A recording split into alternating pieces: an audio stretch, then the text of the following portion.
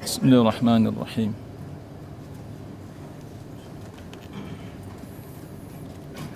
السلام عليكم ورحمة الله وبركاته. الحمد لله حمدا كثيرا طيبا مباركا فيه مباركا عليه كما يحب ربنا ويرضى. أشهد أن لا إله إلا الله وحده لا شريك له وأشهد أن محمدا عبده ورسوله صلى الله عليه وعلى آله وصحبه ومن تبعهم بإحسان إلى يوم الدين. يا أيها الذين آمنوا اتقوا الله حق تقاته ولا تموتن إلا وأنتم مسلمون. يا أيها الناس اتقوا ربكم الذي خلقكم من نفس واحدة وخلق منها زوجها وبث منهما رجالا كثيرا ونساء واتقوا الله الذي تساءلون به والأرحام إن الله كان عليكم رقيبا. يا أيها الذين آمنوا اتقوا الله وقولوا قولا سديدا يصلح لكم أعمالكم ويغفر لكم ذنوبكم ومن يطع الله ورسوله فقد فاز فوزا عظيما. أما بعد. Kaum muslimin jamaah salat zuhur rahimakumullah wa azakumullah. Kita bersyukur kehadirat Allah Subhanahu wa taala atas nikmat yang Allah berikan kepada kita pada siang hari ini. Kita kembali diberi kesempatan oleh Allah Subhanahu wa taala untuk menunaikan kewajiban kita kepadanya, yakni salat zuhur di awal waktu di rumahnya yang mulia ini, kemudian kita melaksanakannya dengan berjamaah. Masya Allah, satu nikmat besar dari Allah Subhanahu wa taala yang wajib kita sadari dan kita mensyukurinya. Salat dan salam untuk Nabi kita Nabi Muhammad sallallahu alaihi wasallam, semoga senantiasa tercurah untuk beliau, keluarga beliau, para sahabat ridwanullah alaihim ajma'in. Tapi pada kesempatan ini, di waktu yang insyaallah cukup ya, menjelang jam 1, kita mengangkat tema jagalah Allah, niscaya Allah akan menjaga. Ini kita ambilkan dari hadis dari sahabat yang mulia Abul Abbas Abdullah bin Abbas radhiyallahu anhuma قال كنت خلف النبي صلى الله عليه وسلم يوما فقال يا غلام إني أعلمك كلمات احفظ الله يحفظك احفظ الله تجده تجاهك احفظ الله تجده تجاهك. Ya, hadis ini lumayan panjang, tapi kita tidak bahas sampai kalimat berikutnya. Hadis ini diriwayatkan oleh Imam At-Tirmidzi dan beliau mengatakan hadis ini derajatnya hasan sahih. Wa fi riwayatin ghairi At-Tirmidzi, selain dari riwayat Imam At-Tirmidzi, artinya selain dari beliau yang meriwayatkan, kalimatnya adalah ihfazillaha tajidhu amamak. Jagalah Allah, niscaya engkau akan mendapatinya di hadapan. Ta'arraf ilallahi fir rakha ya'rifka fi syiddah. Kenalilah Allah di dalam keadaan lapang, dia akan mengenalmu dalam keadaan sempit. Kaum muslimin, Bapak Ibu yang rahmati Allah Subhanahu wa taala, dari sahabat Abul Abbas Abdullah bin Abbas radhiyallahu anhuma, beliau berkata, satu hari aku berada di belakang Nabi sallallahu alaihi wasallam dan beliau bersabda kepadaku, ya ghulam, wahai ghulam. Menurut ahli bahasa Arab, ya, ghulam ini adalah penyebutan untuk anak laki-laki yang di bawah umur baligh. Jadi kalau belum sampai umur balik, maka penyebutannya dalam bahasa Arab adalah ghulam. Kalau dia sudah balik, maka disebut dengan rajul. Ya rajul, ya, itu menunjukkan dia sudah balik. Tapi kalau dia belum balik disebut dengan ghulam. Mungkin umurnya baru 10 tahun atau 9 tahun ya. Sebagaimana kita ketahui pada saat Rasulullah sallallahu alaihi wasallam diwafatkan, Abdullah bin Abbas radhiyallahu anhuma umurnya lebih kurang 12 tahun. Umur Abdullah bin Abbas itu lebih kurang 12 tahun ketika beliau diwafatkan oleh Allah Subhanahu wa taala. Ketika Rasulullah sallallahu alaihi wasallam diwafatkan oleh Allah. Jadi kebersamaan beliau bersama Nabi sallallahu alaihi wasallam itu terhitung sebelum balik sebenarnya. Sahabat yang mulia yang kita kenal dengan ahli tafsir ya. Ahli tafsirnya para sahabat. Jadi beliau hidup itu bersama Nabi sebelum balik. Setelah Nabi wafat baru dia balik. Lebih kurang begitulah. Maka Nabi memanggilnya ya ghulam. Aku ingin mengajarkan kepada engkau beberapa kalimat, atau aku ingin memberikan nasihat kepada engkau beberapa nasihat. Di antaranya kata Nabi sallallahu alaihi wasallam, ihfazillah yahfazka.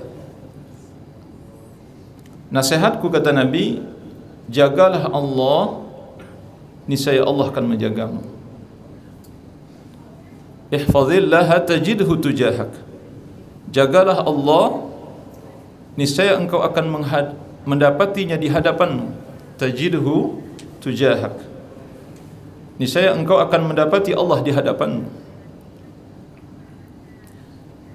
Kaum muslimin, Bapak-bapak, ibu-ibu yang rahmati Allah Subhanahu wa taala.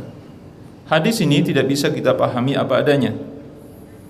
Kenapa? Karena Allah Subhanahu wa taala tidak butuh penjagaan. Sedangkan kalimat Nabi sallallahu alaihi wasallam, jagalah Allah, Allah akan menjagamu. Apa Allah butuh penjagaan? Apa Allah itu lemah? Apa Allah butuh pengawalan? Tidak. Maha suci Allah Subhanahu wa taala dari segala sifat-sifat yang lemah, yang kurang. Imam Ibn Rajab Al-Hambali rahimahullahu taala menjelaskan yang dimaksud oleh Nabi sallallahu alaihi wasallam, jagalah Allah, itu maksudnya adalah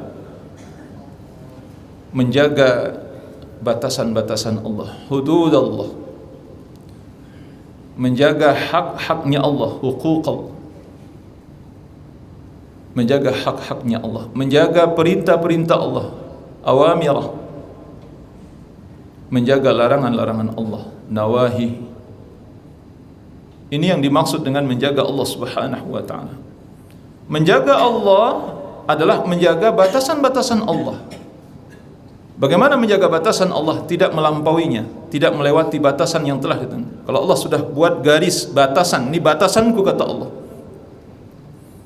Sebagaimana dalam hadis yang disebutkan oleh Nabi sallallahu alaihi wasallam, sungguhnya setiap raja itu memiliki batasan-batasan yang tidak boleh dilanggar.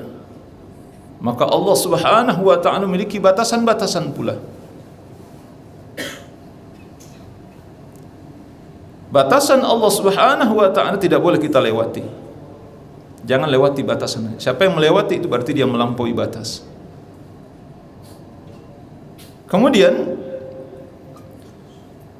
bagaimana menjaga hak-haknya Allah? Menjaga hak Allah Subhanahu wa taala dengan menunaikannya. Tunaikan hak Allah. Hak itu untuk dibayarkan. Ada hak, ada kewajiban. Seseorang berhak menerima sesuatu setelah dia membayarkan kewajibannya. Dan Allah Subhanahu wa ta'ala memiliki hak yang wajib ditunaikan oleh hamba-hambanya.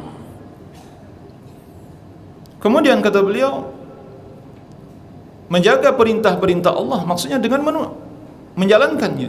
Apa yang diperintahkan Allah, lakukan. Apa yang diperintahkan oleh Allah, laksanakan. Menjaga larangannya, menghentikan segala apa yang dilarangnya. Inilah makna dari menjaga Allah Subhanahu wa taala. Kaum muslimin, Bapak dan Ibu rahmati Allah Subhanahu wa taala. Kemudian ya, kita lihatnya apa yang dibahas oleh para ulama terkait dengan menjaga Allah Subhanahu wa taala ini. Kita merujuk kepada Al-Qur'an dan Sunnah Rasulullah sallallahu alaihi wasallam. Apa di antara batasan-batasan Allah, hak-hak Allah, perintah dan larangan Allah Subhanahu wa taala yang wajib kita jaga? Yang pertama, yang paling besar, yang paling agung hak Allah adalah kita mentauhidkannya. Mentauhidkan Allah Subhanahu wa taala. Ini hak Allah yang paling besar. Dan ini batasan Allah yang paling mulia. Dan ini perintah Allah Subhanahu wa taala yang paling besar. Ini larangan Allah Subhanahu wa taala terhadap lawan dari tauhid itu adalah syirik, mempersekutukannya. Oleh karenanya Rasulullah sallallahu alaihi wasallam berkata kepada Mu'adz, "Ya Mu'adz, atadri ma haqqullahi 'alal ibad?" Wahai Mu'adz, kata Rasulullah sallallahu alaihi wasallam, tahukah engkau apa hak Allah terhadap hambanya? Wa ma haqqul ibadi 'ala Allah? Dan apa hak hamba atas Allah? Qala Mu'adz, Allah wa rasuluhu a'lam. Mu'adz menjawab, Allah dan Rasulnya lebih mengetahui. Para sahabat ketika ditanya tentang sesuatu, walaupun mungkin mereka tahu jawabannya, atau mereka bisa saja menebak-nebak sebenarnya. Ini salah satu di antara akhlak yang mulia dimiliki oleh para sahabat. Mereka enggak mau jawab. Hampir dapat dipastikan para sahabat akan mengatakan Allah wa rasuluhu a'lam. Bapak dan Ibu rahmati Allah Subhanahu wa taala. Kenapa? Karena orang yang dihadapi oleh mereka adalah Rasulullah sallallahu alaihi wasallam. Utusan Allah. Semua ilmu ada di dalam hatinya. Oleh karenanya para sahabat tidak mau berspekulasi dengan jawaban mereka. Mereka mengatakan Allah wa rasuluhu a'lam. Allah dan Rasulnya lebih mengetahui. Kata Nabi sallallahu alaihi wasallam, haqqullahi 'alal ibad ay ya'buduhu wa la yusyriku bihi syai'an. Hak Allah atas hambanya adalah bahwa hamba ini beribadah kepadanya dan tidak mempersekutukan dengan apapun. Itu hak Allah yang paling besar. Jadi ada dua di situ. Beribadah kepadanya, kemudian tidak mempersekutukannya dengan yang lain. Tidak cukup hanya beribadah kepadanya, tapi mengabaikan yang kedua, yakni ya, ya'buduhu wa la yusyriku bihi syai'an. Beribadah betul, itu perintah. Kemudian ada larangan setelah itu terkait dengan perintah ini. Sebesar perintah itu dan sebesar itu pula larangan Allah Subhanahu wa taala yang ada pada masalah tauhid ini. Seorang hamba atau para hamba beribadah kepada Allah Subhanahu wa taala kemudian tidak mempersekutukannya dengan apapun. Inilah hak Allah yang paling besar. Ini perintah Allah yang paling besar, dan ini bentuk larangan Allah yang paling besar terkait dengan syirik. Bapak Ibu rahmati Allah Subhanahu wa taala. Wa haqqul ibadi 'ala Allah alla yu'adzib man la yusyriku bihi syai'an. Kata Nabi sallallahu alaihi wasallam, hak hamba terhadap Allah adalah Allah tidak akan mengazab atau tidak menyiksa hambanya yang tidak mempersekutukannya dengan apapun. Itu hak hamba. Hak kita terhadap Allah Subhanahu wa taala adalah Allah tidak akan menyiksa kita, mengazab kita kalau kita tidak mempersekutukannya dengan apapun. Hadis ini muttafaqun alaih, diriwayatkan oleh Imam Bukhari Muslim. Oleh karena itu, Bapak Ibu rahmati Allah Subhanahu wa taala, kemajuan teknologi, berkembangnya informasi, tingginya ilmu pengetahuan sains, ya, itu tidak otomatis membuat kesyirikan ini hilang. Itu nggak otomatis ya ternyata. Sebagian dari kita terkadang bercanda ya. Ya, hari gini masih percaya gitu-gituan. Tapi kenyataannya gimana? Masih banyak yang percaya. Padahal udah sekolah tinggi itu, udah sarjana, tapi masih percaya sama orang bodoh, orang pintar ya. Datang ke dukun, masih banyak. Dan hati-hati, Bapak Ibu-ibu yang rahmati Allah, Anda ingatkan ya, Anda pernah jadi pedagang ya, 2 tahun lamanya. Betul-betul di ini pusat grosir terbesar di Sumatera. Anda berdampingan itu 2 tahun lamanya gitu. Nah, ternyata tetangga sebelah itu pakai jimat ternyata. Saya tanya, ini buat apa?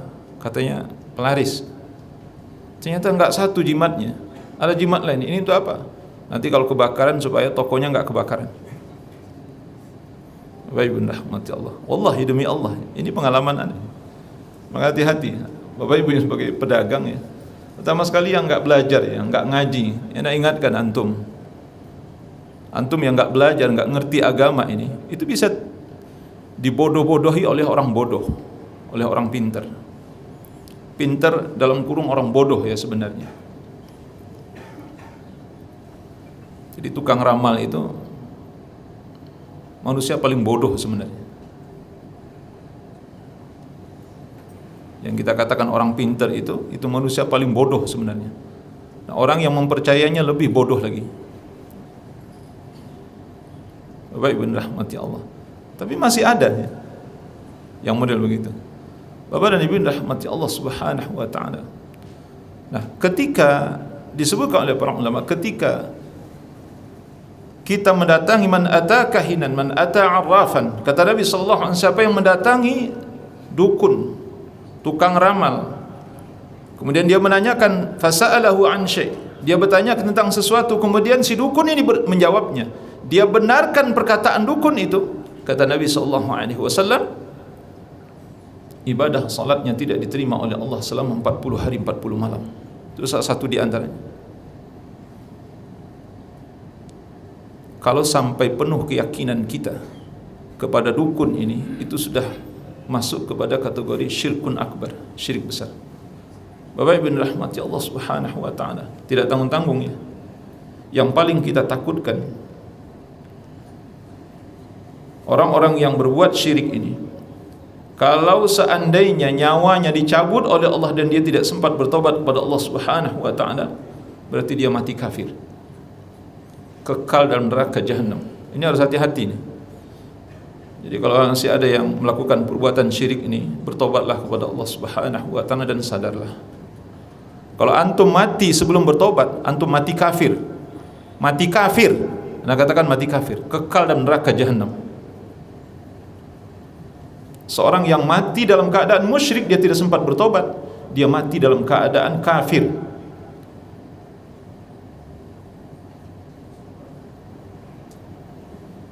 Tidak akan dimaafkan oleh Allah. Innallaha la yaghfiru an yushraka bihi wa yaghfiru ma duna dzalika liman yasha wa man yusyrik billah faqad iftara itsman 'azima. Surah An-Nisa ayat 48. Sungguhnya Allah Subhanahu wa taala tidak akan mengampuni dosa syirik, dan akan mengampuni dosa selain dari dosa syirik bagi yang dia kehendaki. Barang siapa yang mempersekutukan Allah, berbuat syirik kepada Allah, maka sungguh dia telah berbuat dosa yang teramat besar.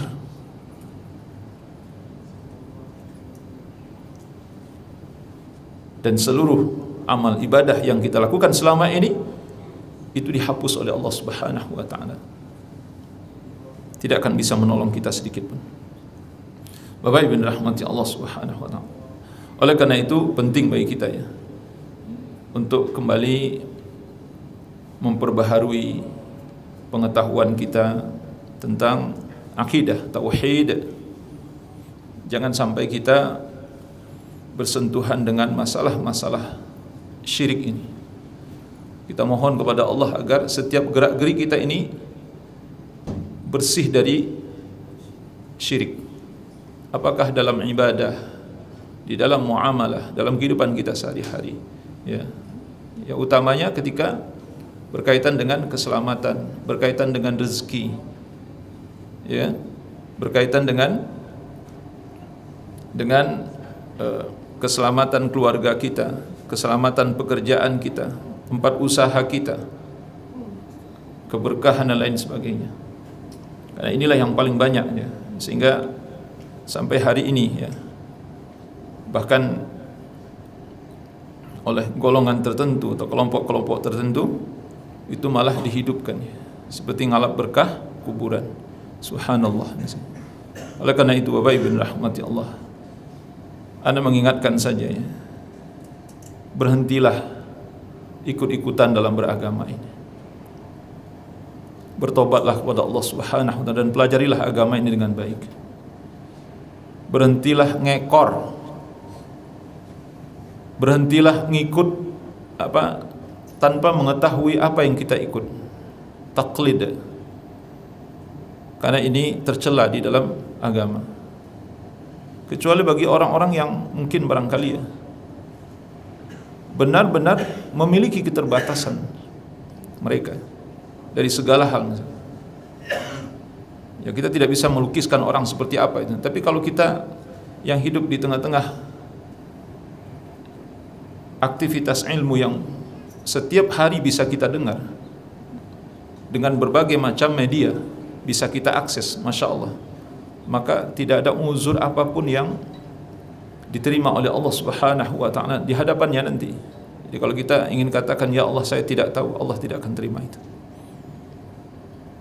Oleh karenanya Bapak Ibu rahmati Allah Subhanahu wa ta'ala, jangan sampai sekali lagi, ya, kita ini terjerumus dalam perbuatan syirik lantaran kita tidak tahu. Kemudian yang tidak kalah pentingnya adalah syirik-syirik kecil, ya. Utamanya adalah riya atau tidak ikhlas di dalam beribadah. Ini disebutkan oleh Nabi, inna akhwafa ma akhafu alaikum asyirkul asghar. Kata Nabi SAW, yang paling aku takutkan atas diri kalian adalah syirik kecil, kata Nabi SAW. Sahabat bertanya, ya Rasulullah, ya, faqalu wa ma syirkul asghar? Apa syirik kecil? Rasulullah menjawab, ar-riya. Riya, kata Nabi SAW. Bapak dan Ibu rahmati Allah Subhanahu wa ta'ala, setiap kita berpotensi beramal dengan riya. Setiap kita berpotensi beramal tidak ikhlas. Setiap kita apabila ada kesempatan, terutama sekali ketika kita melakukan satu amal di hadapan orang banyak, semua bentuk amal, utamanya adalah amal-amal sunnah, sebagaimana disebutkan oleh Imam Ibnul Arabi rahimahullahu ta'ala. Amal-amal sunnah, kata beliau, adalah amal-amal yang paling besar potensi riyanya. Oleh karena itu, amal-amal sunnah terbaik kalau kita sembunyikan. In tubdus sadaqati fa ni'mahi wa in tukhfuha wa tu'tuha al-fuqara fa huwa khairul lakum wa yukaffiru 'ankum min sayyi'atikum wallahu bima ta'maluna khabir. Jika engkau bersedekah dengan terang-terangan, kata Allah Subhanahu wa ta'ala, dan engkau bisa menjaga keikhlasan, itu baik. Apalagi kalau dari Syekh Ibnu Utsaimin rahimahullahu ta'ala, selain dari bisa menjaga keikhlasan dalam hati kita, kita juga ingin memberikan motivasi atau dorongan kepada saudara kita yang mungkin belum berinfak gitu. Tapi syaratnya itu tadi, kita harus bisa menjaga hati kita dari riya. Boleh berinfak dengan terang-terangan. In tubdus sadaqati fa ni'mahi. Kata Allah, baik kalau kamu bersedekah terang-terangan dan bisa menjaga keikhlasan, itu baik. Allah sebutkan baik. Wa in tukhfuha wa tu'tuhal fuqara fa huwa khairul lakum. Kata Allah Subhanahu wa ta'ala, tapi kalau kamu sembunyikan infak itu dalam rangka membantu orang-orang miskin, fuqara, orang-orang yang membutuhkan. Khairul lakum, itulah yang terbaik. Itulah yang terbaik. Karena amal kalau tersembunyi pasti ikhlas. Pasti ya. Kecuali kalau dia sum'ah nanti. Jadi amal itu menjadi rusak kalau dia sum'ah. Sum'ah ini apa Bapak Ibu? Cerita ke orang lain. Amal itu tersembunyi, bersih dari ria, bersih. Dia sholat di malam hari, atau mungkin dia berpuasa. Ada puasa-puasa yang dia dawamkan misalnya. Gak ada orang yang tahu. Insya Allah itu bersih dari ria, bersih Pak. Tapi kemudian dia cerita sama orang. Dia cerita tentang salat malamnya, dia cerita tentang puasanya, dia cerita tentang sedekahnya. Nah, termasuk sum'ah dan riya itu ketika kita memposting di Facebook, di Twitter, Instagram, sama itu Pak. Kita berkomentar begini-begini, itu namanya sum'ah. Kita memposting gambar kita ketika bersedekah misalnya, itu bisa menimbulkan riya di dalam hati. Ya Allah alam, ya kalau antum katakan antum, tapi saya enggak riya Ustaz. Alhamdulillah. Alhamdulillah kalau memang Bapak Ibu tidak riya gitu. Tapi kemudian kan banyak komentar itu. Masya Allah, Masya Allah, Masya Allah. Komentar orang. Akhirnya riya juga di dalam hati. Bapak dan Ibu rahmati Allah Subhanahu wa taala. Rasulullah sallallahu alaihi wasallam, kekhawatiran terbesar beliau terhadap para sahabat. Ini sahabat, Bapak Ibu rahmati Allah. Sahabat adalah sebaik-baik manusia, sebersih-bersihnya hati manusia adalah para sahabat setelah Rasulullah sallallahu alaihi wasallam. Yang seharusnya Rasulullah sallallahu alaihi wasallam tidak perlu terlalu khawatir dengan para sahabat. Kenapa? Karena Allah pilih sahabat ini untuk membantu beliau menjadi hawariyunnya Rasulullah sallallahu alaihi wasallam. Tapi Nabi tetap khawatir. Kata Nabi, yang paling aku khawatirkan terhadap diri kalian adalah riya. Ini syirik kecil kata Nabi sallallahu alaihi wasallam. Jadi walaupun syirik kecil, ya tetap syirik namanya. Syiriknya yang kecil tapi dosanya dosa besar.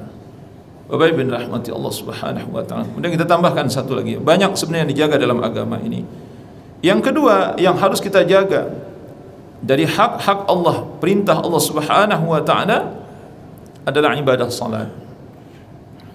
Ini yang real saya ingin saya sampaikan. Hafizu 'ala as-salawati was-salatil wusta wa qumu lillahi qanitin. Kata Allah Subhanahu wa taala dalam surah Al-Baqarah ayat 238, jagalah oleh kalian seluruh ibadah salat. Maksudnya ibadah salat yang 5 waktu, termasuk salat sunnah sebenarnya. As-salawat jamak dari salatun. Berarti seluruh salat disuruh kita untuk menjaganya. Utamanya adalah salat wajib. Was-salatil wusta, dan jaga juga salat wusta. Kata Allah Subhanahu wa taala. Apa salat wusta? Salat asar. Nah, Bapak Ibu rahmati Allah. Wa qumu lillahi qanitin. Dan berdirilah kalian untuk Allah atau karena Allah dalam keadaan khusyuk. Bapak Ibu rahmati Allah Subhanahu wa taala. Mari kita perhatikan di sini. Kenapa Allah Subhanahu wa taala menyuruh kita secara khusus ya untuk menjaga ibadah salat ini? Salah satu di antara yang dijelaskan oleh para ulama, Allah Maha tahu dengan apa yang akan dilakukan oleh hamba-hambanya terhadap perintah-perintahnya. Jadi banyak di perintah-perintah Allah Subhanahu wa taala. Salah satu di antara perintah Allah yang paling besar setelah mentauhidkannya adalah mendirikan ibadah salat. Dan di antara yang banyak disia-siakan oleh hambanya ini nanti adalah ibadah salat ini. Dan itu faktanya terbukti, Pak. Makanya Allah Subhanahu wa taala secara khusus memerintahkan kepada kita untuk menjaga ibadah salat. Apa maksud menjaga di sini? Menjaga waktunya, menjaga cara pelaksanaannya, maksudnya berjamaah, menjaga di mana kita melaksanakannya, yaitu di rumah-rumahnya. Kemudian menjaga kekhusyuannya, kualitasnya, itu yang dimaksud. Nanti dijelaskan oleh Imam Ibnu Katsir rahimahullahu taala ketika beliau menafsirkan ayat alladzina yuqimuna as-salata wa mimma razaqnahum yunfiqun. Dzalikal kitab Alif Lam Mim dzalikal kitabu la raiba fi hudal lil muttaqin alladzina yu'minuna bil ghaibi wa yuqimuna as-salata wa mimma razaqnahum yunfiqun. Wa yuqimuna as-salah itu dijelaskan oleh Imam Ibn Katsir rahimahullahu taala. Mereka yang mendirikan salat adalah orang-orang yang mendirikan salat dengan membayarkan tuntutan-tuntutan, hak-hak dari ibadah salat itu. Jadi ibadah salat yang diperintahkan oleh Allah kita untuk melaksanakan itu ada haknya. Apa haknya? Dia memiliki hak bahwa kita harus menunaikan di awal waktu. Bagi kita kaum laki-laki ini berjamaah di rumah-rumah Allah Subhanahu wa taala. Dan untuk seluruh kita baik laki-laki maupun perempuan dituntut itu hak salat apa? Khusyuk. Itu haknya. Haknya salatnya. Termasuk menunaikan salat-salat sunnah. Oleh karena itu, Bapak Ibu dirahmati Allah, Allah Subhanahu wa taala mengancam dengan ancaman yang sangat keras. Fawailul lil musallin alladzina hum 'an salatihim sahun. Celakalah orang-orang yang salat. Allah yang menyebutkan celaka. Jadi di sini bisa dimaknai dua, Pak, sebenarnya. Celaka dalam artian ungkapan celaka dari Allah itu adalah ungkapan yang paling berat. Allah yang mengatakan celaka. Yang kedua, wail ternyata itu adalah nama dari salah satu neraka jahanam. Ada namanya wail. Jadi bisa dikatakan orang yang salat itu akan masuk neraka wail, yaitu orang-orang yang lalai salatnya. Ini sebagaimana dijelaskan oleh para ulama. Abdullah bin Abbas radhiyallahu anhu, yang dimaksud dengan lalai dalam salat adalah orang-orang yang tidak menunaikan ibadah salat ini di waktunya. Suka mengulur-ulur waktu salat, suka menunda salat, ya, mementingkan pekerjaan dunianya. Terutama sekali Bapak Ibu rahmati Allah, kalau dulu di zaman Nabi SAW ada dua aktivitas manusia. Yang pertama berdagang, yang kedua kebun. Muhajirin dikenal dengan dagangannya, sahabat Ansar dikenal dengan perkebunan mereka.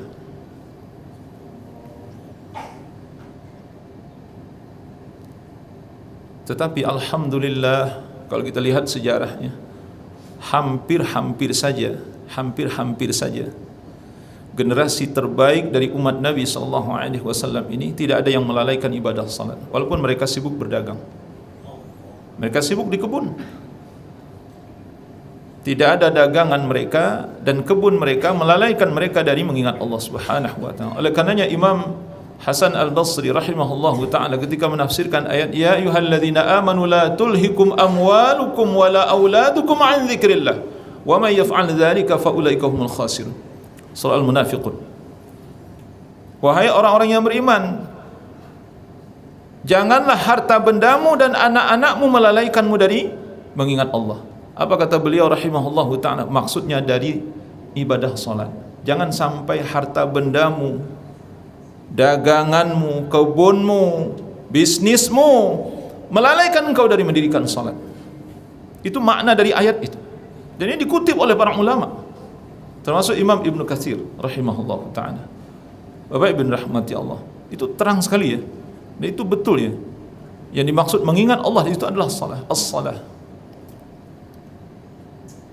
Bapak Ibu rahmati Allah Subhanahu wa taala.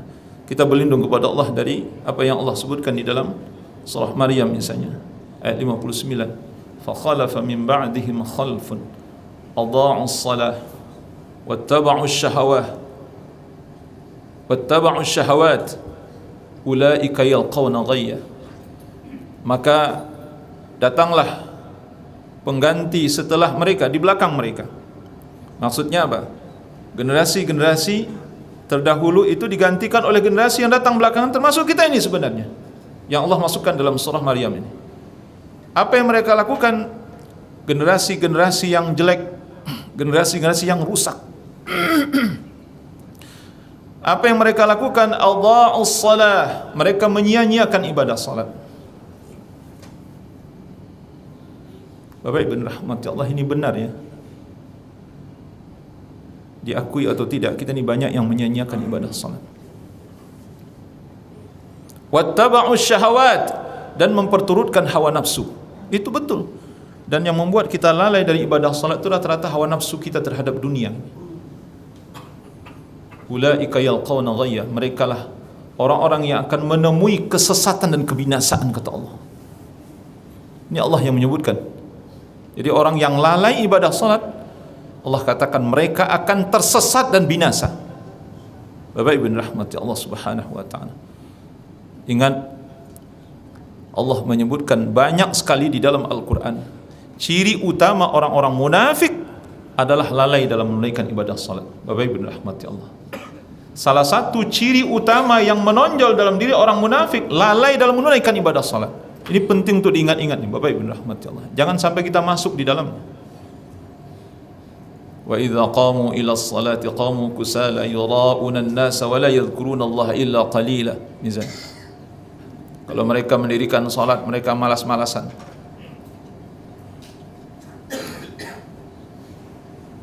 Mereka ria, ingin dipuji, ingin disanjung,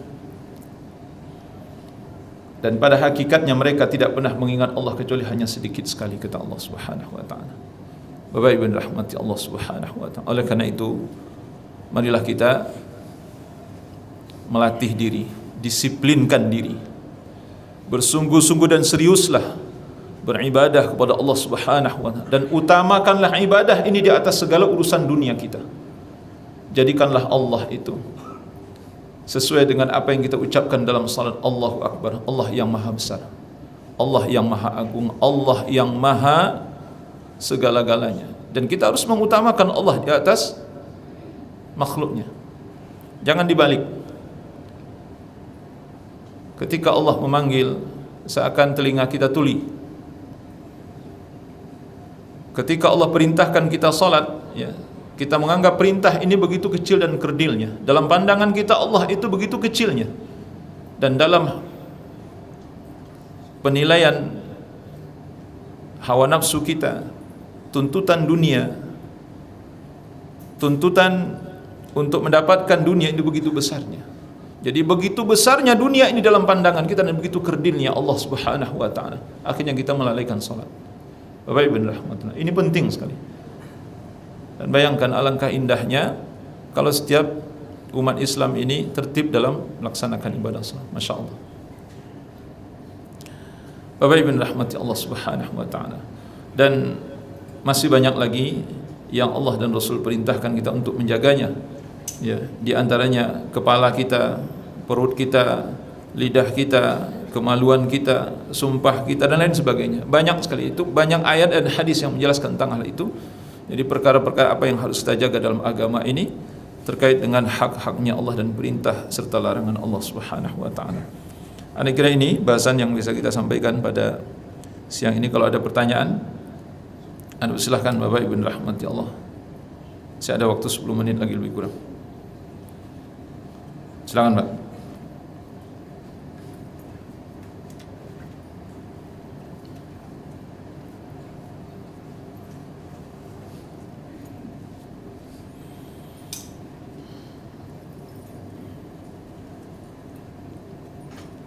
Sambil memikirkan apa yang mau ditanyakan, kata Nabi SAW, yahfadka, Allah akan menjagamu. Apa bentuk penjagaan? Imam Ibn Rajab Al-Hambali rahimahullah ta'ala menyebutkan ada 2 bentuk penjagaan Allah Subhanahu wa ta'ala. Yang pertama, Allah akan menjaga dari segi kemaslahatan ukhrawi kita, agama kita, keyakinan kita, Allah akan jaga. Sehingga kata beliau rahimahullahu ta'ala, Allah akan menjaga seseorang yang menjaga Allah Subhanahu wa ta'ala. Allah akan menjaga seseorang yang seseorang ini yang menjaga hak-haknya, perintah dan larangannya. Apa bentuk penjagaan Allah? Allah akan menjaga dirinya dari syubhat, fitnah syubhat yang menyesatkan. Dan Allah akan menjaga dirinya dari fitnah syahwat yang diharamkan. Ini kalimat beliau, Pak. Ini saya menyebutkan kalimat beliau rahimahullahu ta'ala. Dan Allah akan memberikan dia taufik dan hidayah sehingga dia terhindar dari kesesatan. Allah akan tuntun hatinya, insyaallah. Ini luar biasa, Pak. Ini bentuk penjagaan Allah Subhanahu. Makanya orang yang selalu menjaga hak-hak Allah, perintah Allah dan larangan Allah Subhanahu wa taala, insyaallah Allah akan jaga. Bahkan hampir dapat dipastikan Allah akan menjaganya. Bapak dan Ibu rahmati Allah Subhanahu wa taala. Kemudian yang kedua, bentuk penjagaan Allah kata beliau, Allah akan menjaga orang tersebut dari segi kemaslahatan dunianya. Allah akan menjaga kemaslahatan dunianya. Apa kemaslahatan dunia bagi seseorang? Mulai dari dirinya, keselamatan dirinya, keselamatan istrinya, keselamatan anak-anaknya, keselamatan orang tuanya, keselamatan pekerjaannya, keselamatan harta bendanya dijaga oleh Allah Subhanahu wa taala. Al-Imam Sa'id Ibn Musayyib rahimahullahu ta'ala, sebagaimana dikutip oleh Imam Ibn Rajab, beliau mengatakan seperti ini kepada anak-anaknya, wahai anak-anakku, ayah menambah jumlah salat ayah. Ayah sengaja menambah rakaat salat ayah. Untuk apa? Ayah berharap dari ibadah salat yang ayah lakukan ini, kalian diberikan kebaikan oleh Allah Subhanahu wa taala, dan ayah berharap Allah memberikan penjagaan dan perlindungan terhadap diri kalian. Kemudian beliau membaca ayat yang terdapat dalam surah Al-Kahfi, ya, wa kana abuhuma salihah wa kana abuhuma